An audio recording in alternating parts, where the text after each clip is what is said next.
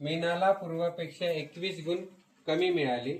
श्रेयाला पूर्वापेक्षा 19 गुण जास्त मिळाले. तिघींना एकूण 805 गुण मिळाले असतील तर श्रेयाला किती गुण मिळाले? या अशा प्रश्नामध्ये आपणास ज्याचे गुण काढायचे आहेत त्याचे एक्स घ्यायचे. अगोदर तिघींचे नाव लिहू. मीना, पूर्वा, श्रेया. गणितात आपण श्रेयाचे गुण विचारलेले आहेत म्हणून श्रेयाचे गुण एक्स घेतले. आता हे वाक्य पहा. श्रेयाला पूर्वापेक्षा 19 गुण जास्त आहे. कोणाला जास्त आहे?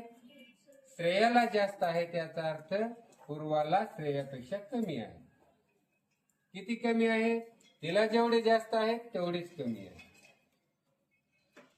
मग पूर्वाचे झाले एक्स वजा 19. आता मीनाला पूर्वापेक्षा 21 गुण कमी मिळाले. मीनाला पूर्वापेक्षा 21 कमी आहे. पूर्वाचे आहेत एक्स वजा 19.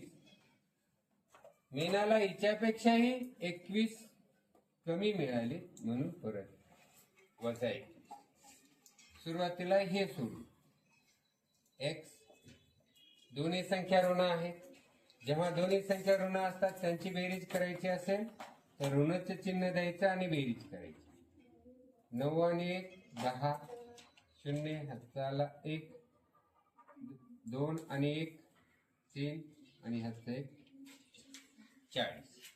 आता तिघींचे गुण माहिती आहेत आपणास. 805 आहे.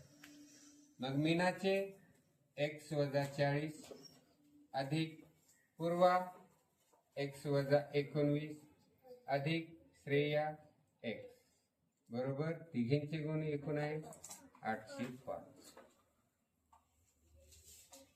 आता इथे जेवढी अक्षर आहेत त्यांची बेरीज करू. 1 2 3 3 एक्स.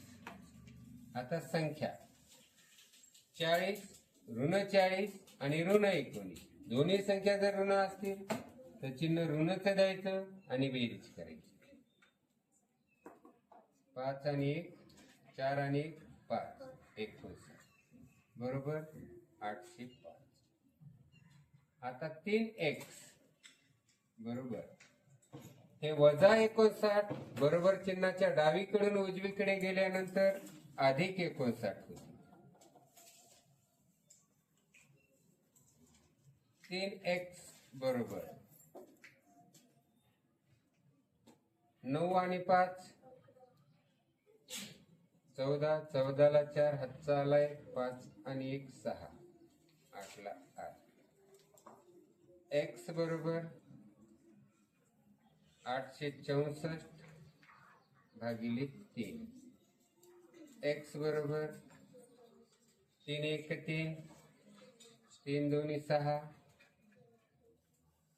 उरले 2 3 8 24 परत उरले 2 3 8.